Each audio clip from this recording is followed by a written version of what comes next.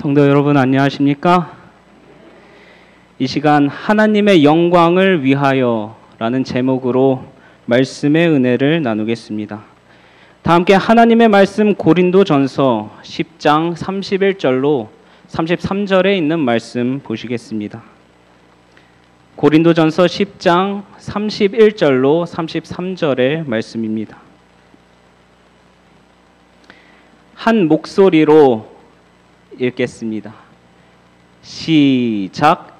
그런즉 너희가 먹든지 마시든지 무엇을 하든지 다 하나님의 영광을 위하여 하라. 유대인에게나 헬라인에게나 하나님의 교회에나 거치는 자가 되지 말고 나와 같이 모든 일에 모든 사람을 기쁘게 하여 나의 유익을 구치 아니하고 많은 사람의 유익을 구하여 저희로 구원을 얻게 하라. 아멘. 저의 꿈은 원래 목사가 되는 것이 아니었습니다.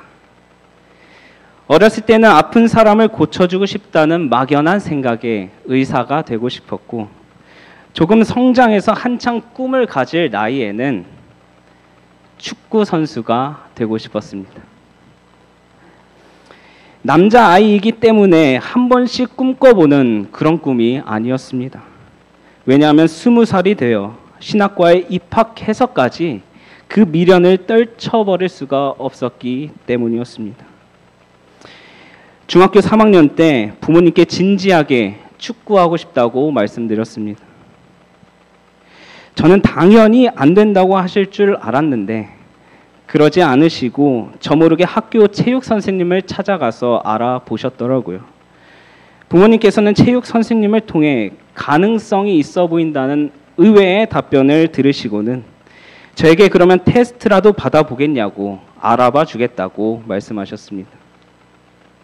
다행스럽게도 저는 그 당시 축구 세계의 현실을 어느 정도 알고 있었던 터라 스스로 꿈을 포기하는 데에는 그리 오랜 시간이 걸리지 않았습니다. 그리고 저의 꿈을 지지해 주셨다는 것만으로도 그 당시 큰 위안이 되었습니다. 그런데 좋아하던 게 그것뿐이라 신학과에 입학을 해서도 쉽게 미련을 떨쳐버릴 수가 없었습니다. 과연 목회가 나를 행복하게 할 수 있을까라는 생각이 머릿속에서 떠나지 않았습니다. 그런데 하나님께서는 얼마나 대단한 분이시냐면요. 제가 좋아하는 일이 아닌 하나님을 위해 해야 할 일을 선택했을 때 하나님께서는 그 일을 좋아하도록 만들어 주셨습니다. 혹여나 축구 선수라도 되었다면 내가 주목받기 위해, 내 업적을 쌓기 위해, 내 영광을 위해 살았을 텐데 신학과에 입학해 목회를 꿈꾸고 한없이 부족한 나를 통해 하나님께서 업적을 세우시고 하나님께서 영광을 받으실 수 있으니 이보다 더 큰 가치 있는 일이 어디에 있겠습니까? 제 인생의 가장 큰 전환점이 있다면 그것은 바로 제 자신이 아닌 하나님을 위해 살기로 결심한 순간입니다. 그 순간 저의 삶은 완전히 달라졌습니다. 그리고 저는 지금 행복하다고 말할 수 있습니다. 여러분은 어떠십니까? 신앙생활이 행복하십니까? 아니면 여러분에게 어느새 무거운 짐이 되어버렸습니까? 교회에 나오는 것이 행복하지 않고 성도들과 교제하는 것이 행복하지 않고 기도하는 것이, 말씀 보는 것이 행복하지 않으십니까? 사랑하는 성도 여러분, 행복하셔야 합니다. 무엇을 하더라도 행복해야 합니다. 왜냐하면 우리는 이미 구원받은 하나님의 백성이기 때문입니다. 이스라엘이여 너는 행복자로다. 여호와의 구원을 너같이 얻은 백성이 누구뇨? 그는 너를 돕는 방패시요 너의 영광의 칼이시로다. 하나님께서 오늘 저와 여러분에게 말씀하십니다. 서천교회 성도들이여 너희는 행복자로다. 이 시간 하나님께서 저희에게 주신 말씀을 통해 하나님을 위해 사는 기쁨을 이 시간 함께 누리시길 간절히 원합니다. 하나님께서 우리를 창조하신 목적은 다음과 같습니다. 무릇 내 이름으로 일컫는 자, 곧 내가 내 영광을 위하여 창조한 자를 오게 하라. 그들은 내가 지었고 만들었느니라. 하나님께서 인간을 창조하신 목적은 그분의 영광을 위한 것이라고 말씀하십니다. 이 세상의 모든 것은 본래의 목적을 가지고 태어났습니다. 식물이라 할지라도 목적에 맞게 섭취되어야 하고, 사물이라 할지라도 목적에 맞게 사용되어져야 합니다. 그렇지 않으면 어떻게 되겠습니까? 부작용이 생기고 맙니다. 인간 역시 마찬가지입니다. 하나님의 영광을 위하여 창조되었다는 사실을 부정하고 자기 영광을 쫓아 살아가다 보면 부작용이 생기기 마련입니다. 내 영광을 위해서 살면 내가 최고이기 때문에 다른 이들은 눈에 보이지 않습니다. 남을 깎아내려야 내가 빛날 수 있다고 생각합니다. 너무나 안타깝게도 이것이 세상의 이치가 되어버렸습니다. 이런 모습을 볼 때마다 하나님께서 그분께 영광을 돌리라고 하신 말씀이 우리에게 얼마나 큰 축복이 되는지 모르겠습니다. 인간은 하나님께서 창조하신 목적에 맞게 살아갈 때만이, 즉 하나님께 영광을 돌리는 삶을 살아갈 때만이 행복한 삶을 살아갈 수 있습니다. 마태복음 22장에서는 예수님께서 바리새인들에게 주신 교훈을 통해 하나님께 영광을 돌리기 위한 기본 자세를 설명하고 있습니다. 당시 바리새인들은 예수님을 함정에 빠뜨리기 위해서 이러한 질문을 했습니다. 가이사에게 세금을 바치는 것이 옳으니까 옳지 아니하니까. 예수님께서 그들이 자신을 궁지로 몰기 위해서 그런 질문을 만들어냈다는 것을 알고 계셨습니다. 만일 예수님께서 가이사에게 세금을 바치는 것이 옳다고 말씀하셨다면 바리새인들은 예수님이 하나님의 율법을 반대한다고 고발할 수 있었습니다. 그런데 만일 가이사에게 세금을 바치는 것이 옳지 않다고 하면 바리새인들은 로마인들에게 예수님께서 로마에 반역한다고 말할 수가 있었습니다. 예수님의 어떠한 대답으로든 그들은 예수님을 모함할 수 있었고 사람들이 예수님을 대적하게 만들 수 있었습니다. 이러한 진퇴양난의 상황에서 예수님께서는 과연 어떻게 대처하셨을까요? 지혜로우신 그분께서는 바리새인들에게 세금을 낼 때 쓰는 동전을 내게 보이라 말씀하셨습니다. 그리고는 그들에게 질문했습니다. 동전에 적혀있는 이 형상과 이 글은 누구의 것이냐? 바리새인들이 대답했습니다. 가이사의 것이니이다. 예수님께서 그들에게 또 말씀하셨습니다. 그들은 이 말씀을 듣고 놀라 그 자리를 떠나게 됩니다. 가이사의 것은 가이사에게, 하나님의 것은 하나님께 바치라. 예수님께서는 국가에 대한 책임과 의무도 강조하시면서 가장 첫째로 삼아야 할 것은 바로 하나님께 대한 충성이라는 사실을 그들에게 가르치셨습니다. 바리새인들이 겉모습에 몰두하여 자신의 지위와 권위를 지키는 데 급급하다는 것을 예수께서는 아셨습니다. 그들은 입으로는 하나님을 섬겼지만 마음은 그렇지 않았습니다. 그들은 하나님의 것을 하나님께 드리지 않았습니다. 그들은 헌신된 예배의 흉내를 내며 성전의 직무를 행하고 하나님의 청지기가 된 모양은 갖췄지만 그들의 삶의 중심은 하나님께 영광과 찬양을 돌리는 것이 아니었습니다. 우리 역시 교회에 나와 예배를 드리고 찬양하고 교회의 각 지체가 되어 열심히 일을 한다고는 하지만 과연 내가 교회에서 하는 일들이 진정 하나님을 위한 일이었던 적은 얼마나 있습니까? 사랑하는 성도 여러분, 우리의 삶의 중심은 지금 어디에 있습니까? 말로는 하나님을 섬긴다 하면서 정작 마음으로는 누구를 섬기고 있습니까? 너희 몸은 너희가 하나님께로부터 받은 바 너희 가운데 계신 성령의 전인 줄을 알지 못하느냐? 너희는 너희의 것이 아니라 값으로 산 것이 되었으니 그런즉 너희 몸으로 하나님께 영광을 돌리라. 그리스도의 피로 얻어진 삶을 아직도 나의 것이라 주장할 분이 계십니까? 우리는 값으로 산 바 되었으므로 나에게 맡겨진 삶은 나의 것이 아닙니다. 하나님의 것을 하나님께 드리는 것은 아까운 일이 아닌 당연한 일입니다.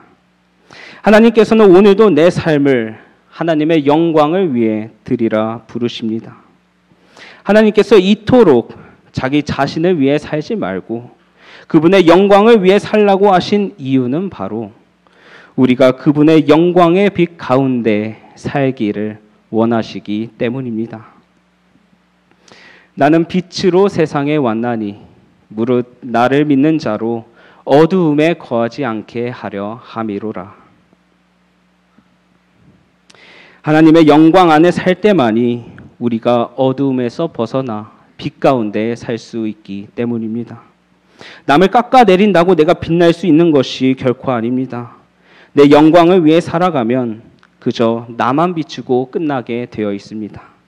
그러나 하나님의 영광을 위해 살아가면 내가 빛날 뿐 아니라 그 빛을 반사할 수 있게 됩니다. 이 원리는 마치 검은색은 빛을 흡수하고 흰색은 빛을 반사하는 것과 같습니다. 뜨거운 한여름 검은색 자동차에 타본 경험이 다들 있지 않으십니까? 뜨거워 견디기가 쉽지 않지요. 하나님의 영광도 동일합니다. 그렇기 때문에 영광의 빛은 내가 취해야 하는 것이 아니라 반사해야 하는 것입니다. 마지막 때에 우리 남은 자손이 전해야 할 새 천사의 기별에서도 하나님께 영광을 돌리라고 선포합니다. 다 함께 읽도록 하겠습니다. 시작. 그가 큰 음성으로 이르되 하나님을 두려워하며 그에게 영광을 돌리라. 이는 그의 심판의 시간이 이르렀음이니 하늘과 땅과 바다와 물들의 근원을 만드신 이를 경배하라 하더라. 계시록 14장 7절을 이렇게 주석합니다. 하나님께 영광을 돌린다는 것은 우리들 속에 있는 하나님의 품성을 드러내는 것이다. 이런 방법으로 그분을 세상에 알리는 것이다. 이런 방법으로 우리가 아버지와 아들을 세상에 알릴 때 우리는 하나님께 영광을 돌리는 것이다. 감사하게도 하나님께서는 저에게 그분께 영광을 돌리는 축복의 경험을 허락하셨습니다. 제가 신학과 3학년에 재학할 때에 한 학기 동안 사회봉사를 하게 되었습니다. 저보다 먼저 봉사활동에 참여했던 친구가 큰 보람을 느끼고 저에게 적극 추천해 주었습니다. 그 봉사의 내용은 다운 증후군 장애 학생들을 위한 봉사활동이었습니다. 그들이 제과 제빵 기술을 배워 사회에 나갈 수 있도록 수업에 함께 참여하여 그들을 도왔습니다. 제과 제빵 전문 선생님이 계셨기에 저는 그곳에서 그저 학생들이 수업에 잘 따라올 수 있도록 보조 역할 정도만 하면 되었기에 그리 어려운 일은 아니었습니다. 물론 어떤 학생에게는 같은 것을 10번 알려줘도 또 알려줘야 하는 경우도 있었지만 숙달된 학생들도 있었기 때문에 오히려 제가 배우는 경우도 많았습니다. 그곳의 학생들은 올 때마다 저를 반겨주었고 그렇게 매주 누군가에게 도움이 된다는 사실에 뿌듯함을 느끼며 봉사하던 중 하루는 제과 제빵 선생님께서 저에게 이런 말씀을 하셨습니다. 그분은 저에게 선생님이라고 존칭을 써주셨습니다. 선생님 종교는 뭐가 좀 다른가요? 그 뒤를 이어서 하신 말씀은 어떻게 지난번에 오셨던 선생님도 그렇고 지금 선생님도 그렇고 왜 뭔가 좀 다르죠? 라고 말하는 것이었습니다. 수년 동안 이 일을 해왔지만 이렇게 잘해준 사람은 없었다는 것이었습니다. 저는 물론 기분이 매우 좋았습니다. 그런데 제가 기분이 좋았던 이유는 제가 칭찬을 받았기 때문이 결코 아니었습니다. 저를 통해, 친구를 통해 하나님께서 영광을 받으셨기 때문입니다. 저에 대한 칭찬이 아니었습니다. 왜냐하면 제가 그곳에서 특별한 일을 한 적은 없었기 때문입니다. 그렇다고 제가 특출났기 때문은 더더욱 아니었습니다. 저와 제 친구는 그저 하나님께서 하라고 하신 일만 했을 뿐이었습니다. 나와 같이 모든 일에 모든 사람을 기쁘게 하여 나의 유익을 구치 아니하고 많은 사람의 유익을 구하여 저희로 구원을 얻게 하라. 그 결과 저와 제 친구가 가진 종교가, 저와 제 친구가 믿는 하나님이 그분에게는 특별하게 느껴졌던 것입니다. 사랑하는 성도 여러분, 우리는 그저 하나님께서 하라고 하신 일만 하기만 해도, 하나님께 영광을 돌리는 일이 당연한 일임에도 우리가 하나님께 영광을 돌릴 때 하나님께서 그 영광을 받으실 뿐 아니라 오히려 그 영광이 나에게까지 비춰진다는 사실을 기억하시길 바랍니다. 하나님의 영광의 빛은 우리를 특별하게 만듭니다. 하나님께 영광을 돌리기 위하여 하는 것은 무엇이든지 즐거움으로 해야지 슬픔과 우울한 기분으로 해서는 안 된다. 예수님을 믿는 신앙에는 우울한 것이 없다. 만일 그리스도인들이 슬픈 표정을 지으며 주님 앞에서 실망당한 것과 같은 인상을 주게 되면 이것은 곧 주님의 품성을 잘못 나타내고 그분의 원수의 입에 구실을 붙여주는 것이 된다. 말로는 하나님을 그들의 아버지로 주장할 수 있을지 모르나 우울하고 슬픈 표정을 지음으로써 그들은 고아의 모습을 세상에 나타낸다. 사랑하는 성도 여러분, 하나님께 영광을 돌리는 것은 그분의 성품을 드러내는 것입니다. 하나님을 위해 살아가는 삶이 저와 여러분에게 가장 큰 행복이 되시길 간절히 바랍니다. 그리하여 그분의 품성을 해치는 일이 없게 되길 간절히 바랍니다. 성경 속에도 하나님께 철저하게 영광을 돌렸던 인물이 한 명 있습니다. 누군지 한번 맞춰보시겠습니까? 이 사람은 사랑받는 자라는 이름의 뜻을 갖고 있습니다. 아브라함의 14대 손입니다. 유다 지파 2세의 8째 아들로서 베들레헴에서 출생했습니다. 벌써 누군지 아시겠지요? 이스라엘의 제2대 왕으로 나라를 잘 다스리고 아름다운 시를 많이 지었습니다. 이 사람은 누구일까요? 네, 이 사람은 바로 다윗입니다. 다윗이 왕으로 통치하고 있을 당시 블레셋 군대가 베들레헴에 진을 치고 있었고 그들을 막으러 나간 다윗은 산성에 있었습니다. 산성에는 좋은 우물이 없었을 것이고 물을 마음껏 마실 수 없을 뿐더러 전쟁 중에 고향 생각이 얼마나 많이 났겠습니까? 그래서 다윗은 전쟁 중에 자신의 고향 베들레헴의 성문 곁에 있는 우물물이 생각이 났습니다. 다윗이 소원하여 이르되 베들레헴 성문 곁 우물물을 누가 내게 마시게 할까 하매, 그런데 앞서 말씀드렸듯이 당시 상황은 블레셋 군대가 베들레헴에 진을 치고 있던 상태였습니다. 다윗도 물론 그 상황을 잘 알고 있었습니다. 다윗이 베들레헴의 우물물을 마시고 싶다는 것은 어쩌면 그저 고향이 그리워서 지나가는 말로 했던 말이었을 것입니다. 그 말을 듣고 그냥 흘려버릴 수도 있었지만 무심코 그 물을 먹고 싶다는 다윗의 말에 3명의 용사가 적진을 뚫고 물을 길어왔습니다. 그러한 일은 블레셋 진영을 지나야 하는 무모하고 위험한 일이었습니다. 목숨을 걸지 않으면 할 수 없는 일이었습니다. 그것은 그들이 다윗에게 보여준 최고의 존경의 표현이었습니다. 다윗의 용사들은 별것 아닌 일에도 물 뜨는 일 가지고도 목숨을 걸고 하겠다는 탁월한 충성심을 가지고 있었습니다. 이러한 그들의 태도도 본받아야 마땅하지만 이 시간에 주목해 보아야 할 것은 그 물을 받아든 다윗의 태도입니다. 사무엘하 23장 16절로 17절입니다. 세 용사가 블레셋 사람의 진영을 돌파하고 지나가서 베들레헴 성문 곁 우물물을 길어 가지고 다윗에게로 왔으나 다윗이 마시기를 기뻐하지 아니하고 그 물을 여호와께 부어 드리며 이르되 여호와여 내가 나를 위하여 결단코 이런 일을 하지 아니하리이다. 다윗은 용사들이 목숨을 걸고 떠온 피와 같은 물을 마시지 않았습니다. 그리고는 그 물을 전부 하나님께 바칩니다. 만약에 다윗이 그 물을 마셨다면 그래 나 이런 사람이었지. 나에게는 목숨 바쳐 물 떠오는 부하들이 있고 나는 그 대접을 받기에 마땅한 사람이라며 스스로 영광을 취하게 되는 것이었습니다.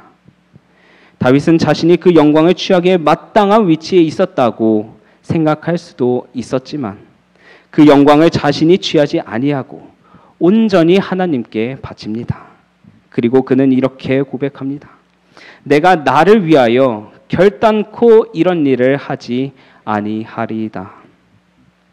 사랑하는 성도 여러분, 우리는 하나님이 하신 일을 마치 내가 한 것처럼 하나님의 영광을 도둑질하는 일이 얼마나 많이 있습니까? 과거에 내가 이거 했다, 저거 했다 이야기하기를 얼마나 좋아합니까? 저 역시 그러한 유혹이 들 때가 정말 많았습니다. 학생반이 부흥할 때에 마치 내가 한 것처럼 말하고 싶고 한 구도자를 인도해서 침례를 받게 했을 때에 내가 침례를 받게 했다고 말하고 싶고 교회를 위해 하나님을 위해 일을 했을 때에 내가 이 일들이 정말 내가 한 것이었습니까? 정말 스스로 이루어낼 수 있었던 일이었습니까? 그렇게 생각될 때에 그 순간이 바로 사단의 영역 안으로 들어가기 위한 가장 위험한 때라는 사실을 기억하시길 바랍니다. 죄로 인해 인간은 창조의 목적을 완전히 잃어버렸습니다. 많은 그리스도인들마저 하나님의 영광이라는 영역 자체가 존재하지 않는 것처럼 살아가고 있습니다. 우리는 지금 무엇을 위해, 누구를 위해 살아가고 있습니까? 우리는 지금 나밖에 보이지 않는 세상을 살아가고 있습니다. 하나님은 그저 손님일 뿐 내가 주인으로 살아가고 있습니다. 그러나 하나님께서는 이 시간 분명히 말씀하십니다. 나는 여호와이니 이는 내 이름이라. 나는 내 영광을 다른 자에게 내 찬송을 우상에게 주지 아니하리라. 하나님께서는 그분의 영광을 다른 자들과 나눠 갖지 않으십니다. 모든 영광은 하나님께 속한 것이기에 우리는 모든 영광을 하나님께 돌려야 합니다. 다윗은 시편을 통해 이렇게 고백합니다. 여호와여 영광을 우리에게 돌리지 마옵소서. 우리에게 돌리지 마옵소서. 오직 주는 인자하시고 진실하심으로 주의 이름에만 영광을 돌리소서. 사랑하는 성도 여러분, 이 다윗의 찬양이 각 개인의 찬양이 되시길 간절히 바랍니다. 다윗의 생애는 하나님 없이 절대로 이루어질 수 없는 생애였습니다. 어린 시절 사자와 곰과 맞서 싸우고 골리앗과 싸워 이기고 모든 죽음의 상황들을 뚫고 그가 왕이 될 수 있었던 유일한 이유는 그가 용맹했기 때문이 아니라 그가 다른 사람들보다 특출났기 때문이 아니라 하나님께서 그를 왕으로 세워주셨기 때문입니다. 내가 이 땅에 태어나 살아가는 것, 이때까지 살아오며 수많은 어려움이 있었지만 그 어려움들을 이겨내고 이렇게 교회에 나와 예배를 드릴 수 있는 것, 교회에 나와 하나님께 헌신할 수 있는 것, 내가 잘났기 때문이 아닌 우리의 아버지가 창조주이시기 때문입니다. 이 시간 창조주 하나님께 영광을 돌리길 간절히 원합니다. 다윗을 통해 우리가 발견할 수 있는 놀라운 사실은 그가 그토록 하나님께 충성하며 하나님의 영광을 위해 살아간 결과 하나님께로부터 내 마음에 합한 사람이라는 칭찬을 받았을 뿐 아니라 다윗의 혈통에서 예수님이 탄생하시게 되는 역사적인 일이 일어나게 됩니다. 우리가 확신할 수 있는 한 가지는 하나님의 영광을 위하여 자기 자신들과 그들이 소유하고 있는 모든 것을 진정으로 바치는 사람들을 그분께서 축복하시고 그분의 사업의 발전을 위하여 사용하신다는 사실이다. 하나님께서는 그분께 영광을 돌리는 특권을 우리에게 허락하셨습니다. 이 고귀한 특권을 우리에게 허락하신 이유는 그것이 우리에게 축복이 된다는 사실을 아시기 때문입니다. 사랑하는 성도 여러분, 하나님께서 우리를 위해 먼저 사셨으니 이제는 우리도 하나님을 위해 살아갑시다. 잠깐 스쳐 지나가는 이 세상에 내 이름 석자 남기는 것을 중요하게 여기지 마시고 하나님의 이름을 남기는 일을 최선의 일로 여기시는 저와 여러분이 되시길 간절히 바랍니다. 영광을 받아야 하는 것은 작품이 아니고 그 작품을 만든 예술가이다. 말씀을 마치겠습니다. 다 함께 기립하셔서 마치는 찬미 332장 부르시겠습니다.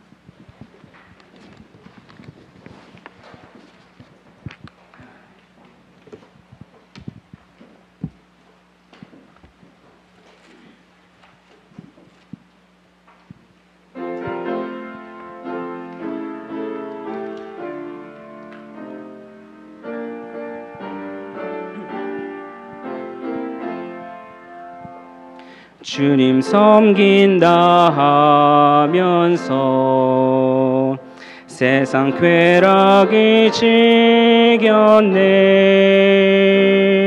주의 사랑 전했으나 죄를 더욱 사랑했네. 하늘 멀고 곤비한 벌거벗은 나의 영혼 주님 돌아왔습니다. 내 눈물을 봅소서.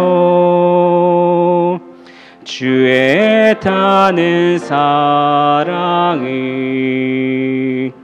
어느 누구가 알리요. 병든 자식 고치고자 징계 허락하시었네. 종일 죄짐에 눌리니 나의 뼈가 쇠하도다. 주님 돌아왔습니다. 내 눈물을 봅소서. 주님 은혜가 아니면 나의 모습 어찌알리.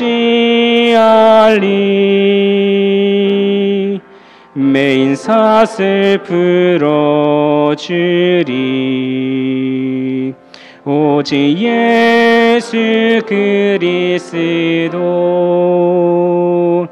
나의 모든 죄 고한 후 뜻을 굳게 정하리다. 주님 돌아왔습니다.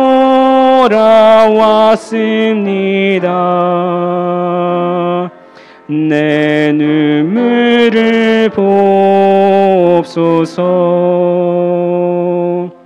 주는 거룩하나니 나의 임금 되시도다. 나의 입을 열으소서. 힘을 다해 찬송하리. 주께 죄삼 받은 자 성령 충만 주시도다. 주님 돌아왔습니다.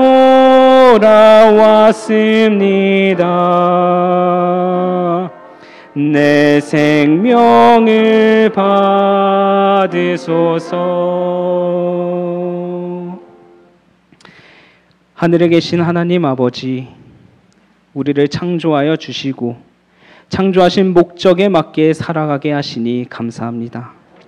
주를 위해 사는 삶이 이 세상에서 가장 큰 축복임을 잊지 말게 하시고 내가 주인인 것처럼 느껴질 때에 주님의 십자가를 묵상하게 하여 주시옵소서. 예수님의 이름으로 간절히 기도합니다.